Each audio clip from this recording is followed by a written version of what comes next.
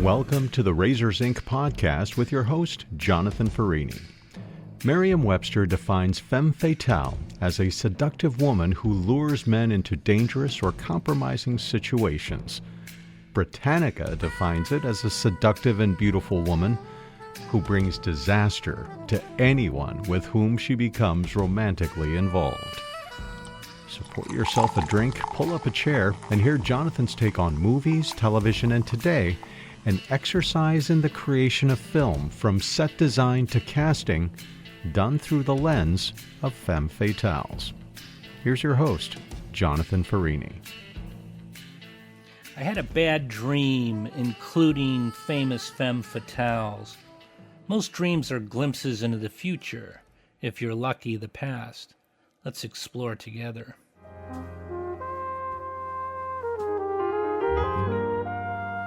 It was a wretched week leading me to a late-night bender.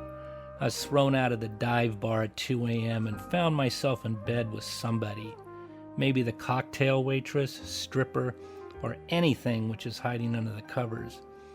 I awoke and felt the urgent desire to get out without awakening the snoring Hulk, but became aware I lost my cell phone, so I couldn't summon a rideshare. I scraped up some spare change on the beat-up nightstand and heard, "That's exactly 167 you're taking with you bum. I'll be seeing you around." Not. I left the dump, choosing to walk the long, lonely way through that dreamlike period when night is ending and becoming morning.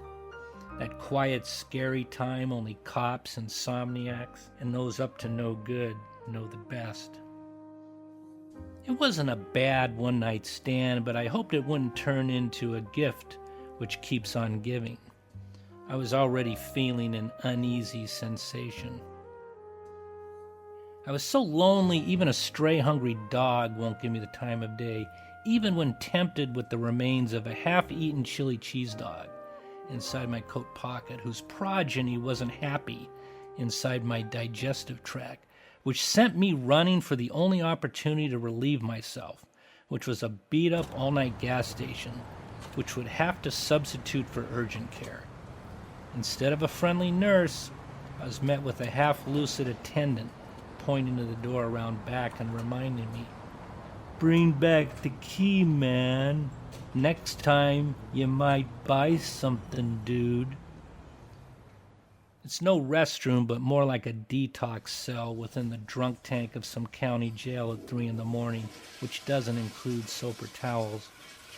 I got in just in time with a rusted key attached to a greasy baton you should only touch with double-layered surgical gloves.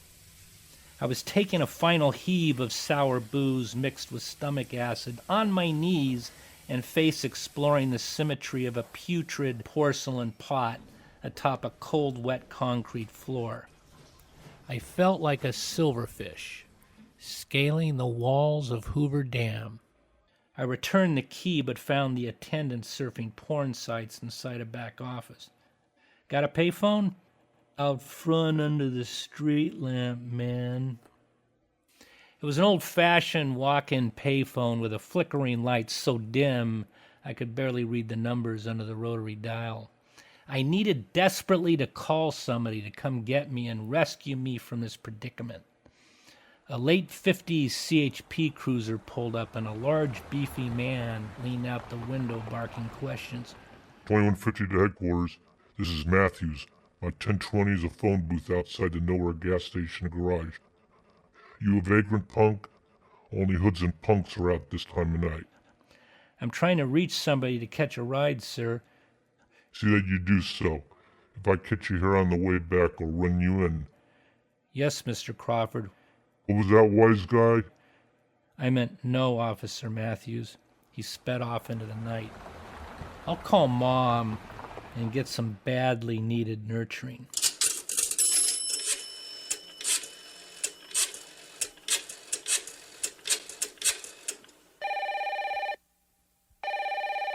I'm your mother.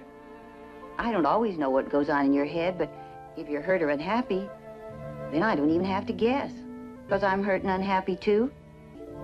People, you don't have to say anything. When you were a baby, you couldn't talk. You couldn't tell me if you were cold or hungry or you had a pain. But I always knew. And somehow, well, that just never changes.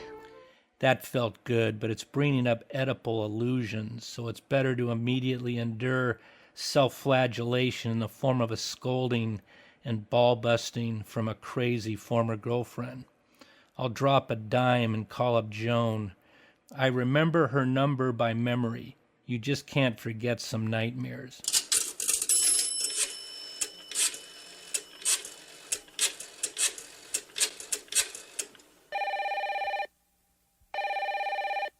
I have a long list of dislikes.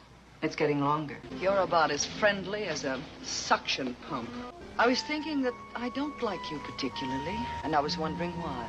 And I was thinking that I don't like to be stared at either, and I know why. I'd like to ask you to stay and have a drink, but I'm afraid you might accept. That felt good. When I wake up from this dream, I'll go on the internet and find where I can pay for some more of that verbal abuse. I need some love and caring, even if I have to disturb a spurned lover who gave me her heart, and in return I gave her the stiff arm. I'll drop a dime and hope she won't think it's a glimmer of hope for us. She was so clingy she gave Velcro a run for its money.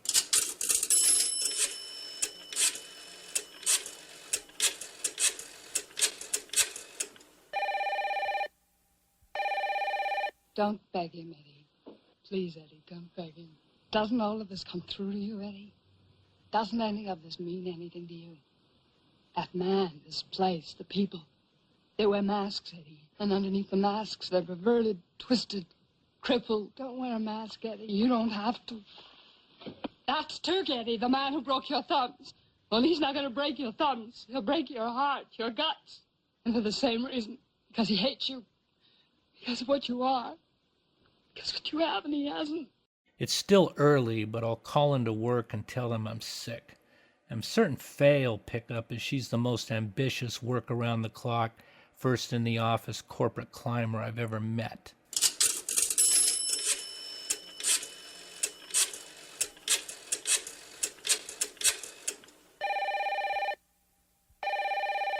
Did you see the overnights on the network news? It has an 8 in New York, a 9 in LA, and a 27 share in both cities. Then I can tell you right now that tonight's show will get a 30 share at least. I think we've lucked into something. I think we should put Beale back on the air tonight and keep him on. Did you see the news this morning? Did you see the Times? We've got press coverage on this you couldn't buy for $1 million. Frank, that dumb show jumped 5 rating points in one night. Tonight's show has got to be at least 15. We just increased our audience by 20 or 30 million people in one night. Now, you're not going to get something like this dumped in your lap for the rest of your days, and you can't just piss it away. Howard Beale went up there last night and said what every American feels. He's articulating the popular rage. I want that show, Frank. I can turn that show into the biggest smash on television. I see Howard Beale as a latter-day prophet. A magnificent messianic figure inveighing against the hypocrisies of our times. A strip Savonarola Monday through Friday that, I tell you, Frank, could just go through the roof. And I'm talking about a $6 cost per 1,000 show. I'm talking about $130,000 minutes. Do you want to figure out the revenues of a strip show that sells for $100,000 a minute? One show like that could pull this whole network right out of the hole. Now, Frank, it's being handed to us on a plate. Let's not blow it. Ah, we humans. Aren't we capable of soaring so high, yet continually choosing to crawl about the basement floor of a long-forgotten department store named My Wonderful Life? Did you recognize the actresses? One of them, 2 of them, 3 of them, all of them? Barbara Billingsley played Mom. Growing up watching her play Beaver's mom and now looking at the beautiful woman as a grown man is quite a treat. Anybody know the story about why she wore a pearl necklace throughout the series? I do. Joan Crawford played the angry ex. Excerpts were from a number of her roles. Man, what I'd give to have been on set with her back in the day watching her work. Faye Dunaway played the ambitious co-worker.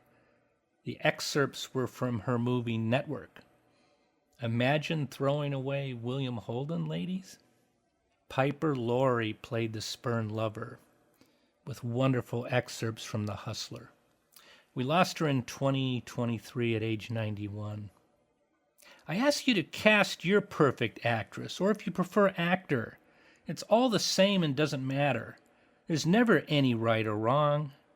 Or is there? How about Piper playing mom, Joan playing coworker, Barbara the spurned woman, or Faye the ex-girlfriend? Who would you cast as the gas station attendant? How about the voice under the covers? What breed of dog do you cast? And last but not least, who would you cast for the narrator of this story? For my money, I select Robert Mitchum or Fred McMurray playing bad. Costume designers. What's the protagonist going to wear head to toe? Start with the coat. What about the attendant? Overalls, cap, or something suggesting this character's station in society? Set designers. The writer and director know exactly what this bathroom, gas station, and hookup bedroom look like. What about the lamp on the bureau illuminating the change, the blanket, the bedroom?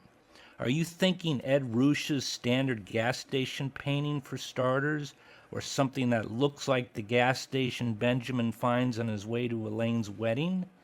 Does the gas station bathroom have one of those scratched up mirrors, graffiti on the wall? If so, what does it say?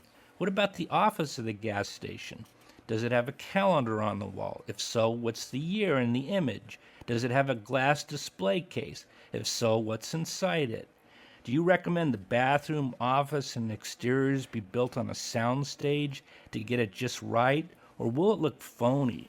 Hey, location manager, use that encyclopedic memory of the highways and byways of America to find that mid-century gas station which will work. Is it available and within budget? Can you find it near Hollywood to save money? If so, where? Remember, folks, we have a budget and a schedule, so get to work. And show how good you are, because you're always replaceable and you want to keep working. And by the way, you script supervisors, you continuity people, you should be aware that we have a coin-operated telephone and a 1950s CHP cruiser. So what about gas prices? Should they be approximately 30 cents a gallon, reflected prices of the period? Or the hideous prices of today? Or does it really matter? Will the audience really care? I assure you, over my many decades of watching films, I've got many notches on my belt when I find continuity screw-ups, and it won't happen in my script. Oh, and incidentally, I just had a last-minute read for the Piper Laurie part, young actress named Barbara Bel Geddes. Oh, now, Johnny, really, come on. I think I'll go take a look at that portrait. Goodbye. Oh, Johnny, please try. Try, Johnny. You're not lost. Mother's here. Oh, Jono, you don't even know I'm here, do you? Whether this was actually a dream or a lurid tale, I'll leave to your imagination. But that's the point. As creatives, our stock and trade is the imagination. It can be anything we want it to be. We work with the ethereal. Put it in a bottle, and it's called magic in a bottle. How fortunate we are. Until I see you next time, please leave behind a soft and clean footprint, best achieved by avoiding the mixing of booze with chili dogs. Class is dismissed. And by the way, did you catch that line by Faye, $100,000 for a 60-second spot? Chump change today. You've been listening to the Razors Inc. podcast with Jonathan Farini. Be sure to check out Jonathan's collection of fiction at the Jonathan B. Farini Story Collection at jonathanfarini.com. There you'll find everything from drama to romance, something for every reader, including a link to Jonathan's latest short story published in Mobius, The Last Stop Vineyard, in which the storyteller is anything but a femme fatale.